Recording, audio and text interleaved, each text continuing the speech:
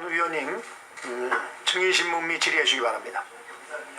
네. 네, 이게 좀 가능하시면 이게 제 두 참고인이 사측하고 피해자 측인데 가능하시면 좀 연결해서 좀 하고 그 다음번에 제가 좀 거르는 게 좀 편치 않을까 해서. 네, 그렇게 하시죠. 어떻게 하시면. 네, 그렇게 하시죠. 감사합니다. 네.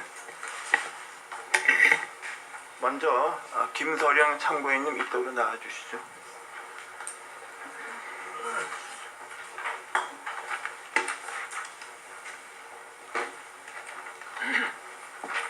네, 참고인은 한국타이어 산업재해를 맡고 계신 팀장이시죠? 네, 그렇습니다. 네, 그러시죠? 네. 지금 한국타이어가 지난 10여 년 동안에 최소한도 수십 명의 근로자가 사망한 사건이 일어났습니다. 폐암, 심장병, 뇌경색 등등입니다. 여기에 대해서 회사 측은 기본적으로 좀 책임이 없다는 입장을 견지한 것으로 알고 있습니다. 그리고 2008년에는 산업안전공단의 어떤 산하팀에서 인과관계를 발견하지 못했다는 보고서가 나온 거 알고 계시죠? 그리고 대체로 얘기해서 타이어 제조 과정은 굉장히 좀 위험하다고 이런 연구 결과가 이제 많이 있습니다. 자료 화면으로 대체하겠습니다. 며칠 전에 고등법원에서 한국타이어 근로자 사망이 회사에 책임이 있다고 판결을 했습니다. 이래서 유가족들이 승소했습니다. 참고인께서는 서울 고등법원의 판결에 대해서 어떤 입장이십니까? 간단하게 말씀해 주시죠. 네, 이 부분은 이미 산재가 인정된 부분에 대해서 민사 합의 소송을 진행한 것입니다. 저희들이 산재이다 아니다 이런 부분을 다툰 것이 아닙니다. 단지 합의 과정에서 회사가 합의의 의견을 전달을 했는데 거기에서 의견이 일치가 안 돼서 소송으로 가게 된 거고요.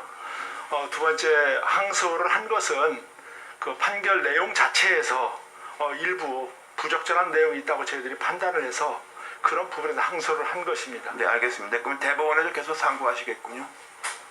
그 부분은 지금 저희가 정식으로 판결문을 받지 않아서 네, 알겠습니다. 결론을 내리지 못했습니다. 네, 법원의 판결은 확실하게 인과관계가 없더라도 상당히 추정적인 경우는 인정할 수 있다 이런 취지로 되어 있는 것으로 알고 있습니다. 한국타이어 사업장에서는 벤젠과 톨루에는 사용하지 않는다는 입장이시죠? 네, 그렇습니다. 네, 그러나 타이어 공장에는 접착제 등 많은 화학물질을 쓰고 있고 그 중에서 특히 HV250이라는 화학물질을 많이 쓰고 있죠. 그건 사실이죠. 네, HV250을 쓰고 있습니다. 그건 벤젠이 없는 유기용제입니다. 네, 그런데 피해자 측이나 아까 일단의 어떤 학자는 그렇다 하더라도 벤젠이 없더라도 이것도 좀 위험하다. 특히 고무연기 같은 다른 물질과 실내 환경 속에서 결합돼서 위험을 야기할 수 있다. 이런 주장자입니다. 거기에 대해서 어떤 생각이십니까?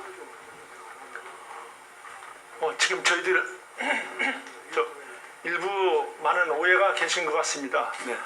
저희들이 사용하는 HV250에는 흔히 알고 있는 발암물질 벤젠이 전혀 없는 무벤젠이고요. 그 다음에 톨루엔, 크실렌 같은 일반 유동성 성분도 전혀 없습니다. 이것은 저희들이 2001년도에 개발을 의뢰해서 제조사에서 납품을 시작을 했고요. 이것이 2007년도 저희 한국타이어 역학조사 때 전부 다 밝혀졌고요. 그리고 2017년도 안전보건공단에서 저희 회사를 대상으로 화학물질 실태 조사를 들어왔습니다. 그때도 전부 다 밝혀졌습니다. 네, 그러면 일단의 입장은 제가 잘 알겠습니다. 그런데 왜 우리나라에서 경쟁 업체인 K타이어 등등 있는데 왜 유독 한국타이어에서만 이런 논란이 10년 넘게 야기가 됩니까? 어떻게 답하시겠습니까? 그 부분에 대해서는 저희들도 너무 안타깝습니다. 사실 저희 회사에 양대 노조가 다 있습니다. 양대 노조조합에서조차 인정하지 않는 일부 외부 사람들이 계속해서 저희들에 대한 부정적인 주장을 하고 있는데 사실은 그 주장들이 다 틀린 내용입니다. 그래서 기회를 주신다면 또 그 부분도 소명을 하겠습니다. 네. 하지만 어느 일간지에서 특집으로 보도한 바가 있는데 그 피해자들 인터뷰한 게 쭉 있습니다. 저도 그걸 보는데 뭐 그렇게 인과관계가 없다고 말씀하시니까 제가 뭐 거기에 대해서 뭐라고 말씀드릴 수 없는데 상당히 좀 의심스러운 분이 굉장히 많습니다. 그분들의 생생한 증언 부분은 사측에서 말씀하시는 것처럼 그렇게 작업장이 깨끗하지 않다는 느낌이 듭니다. 그 영상 같은 거 본 적 있으십니까? 한겨레에서 만든 겁니다. 네, 영상을 봤는데 정확히 저희들이 그 영상이 너무 흐리고 어두운 부분이라서 정확히 좀 이해를 못했습니다. 그리고 이제 그 피해자 측에서 지난 최소한도 수십 명, 뭐 일각에서는 뭐 몇백 명이다까지 말이 있는데 그건 잘 모르겠습니다. 거기서 한국타이어가 그야말로 작업 환경이 굉장히 나쁘고 뭐 이렇게 많은 고통을 했고, 또 하나는 그 사업자 사측에서 이 피해자 측에 대해서는 이런 논란이 있는데 지난 10년 동안에 작업 환경을 개선한 것도 없다. 그리고 피해자에 대해서 너무 무관심하다. 이런 등등 많은 주장을 제기하고 있는데 그 부분에 대한 반론 그리고 또 기타 말씀하시고 싶은 것을 요약해서 전달해 주시죠. 네, 감사합니다. 그 산업안전보건연구원에서는 저희 회사를 대상으로 2007년부터 2009년까지 두 차례에 걸쳐서 대규모 역학조사를 실시했습니다. 1차 역학조사에서는 작업 환경과 건강 영향에 대한 평가를 진행했고 그 결과 일반 국민 대비 사망률이 저희들이 16% 낮은 것으로 조사되었습니다. 그리고 화학물질로 인한 그 사망 관련성도 낮게 평가가 되었습니다. 두 번째 또 진행된 2차 역학조사에서도 1차에서 빠진 부분이 논란이 돼서 추가로 하였습니다. 이 조사에서 고열이 건강에 영향을 미칠 수 있다고 그때 그 가능성이 언급됐습니다.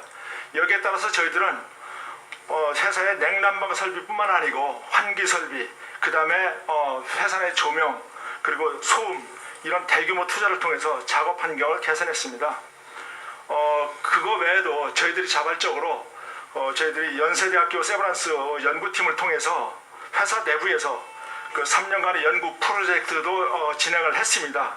이 일을 통해서 그 산업보건의사, 그 다음에 운동처방사, 운동치료사, 그리고 심리상담사 이런 보건 전문 인력도 확충했고요. 그 다음에 부속의원과 한의원도 확대했습니다. 건강증진실 그리고 심리상담실까지 운영하고 있고, 보건관리를 지속적으로 인프라를 구축해서 지금은 주치의제도까지 운영을 하고 있습니다. 최근에 많은 사람이 사망을 했다고 하는데 제가 드리고 싶은 말씀은 이 사망이 저희들 회사에서 얘기하는 기간이 22년간이고요. 저희들 근무한 직원이 총 재직자, 퇴직자 다 합쳐서 23,000명입니다. 그 23,000명에서 일부 인원이 사망을 하셨는데 사실상 여기에 그 돌아가신 분들의 대부분은 그 자살 그리고 교통사고 이런 그 개인성인 문제가 대부분이고요. 그 직무 연관성이 있는 그런 것은 일부입니다. 그래서 이 부분을 일부 사람들이 주장해서 그것이 언론에 나온 것처럼 회사가 다 사망을 시켰다라고 하는 그런 터무니없는 주장만큼은 좀 이 자리에서 밝혀주고 싶습니다.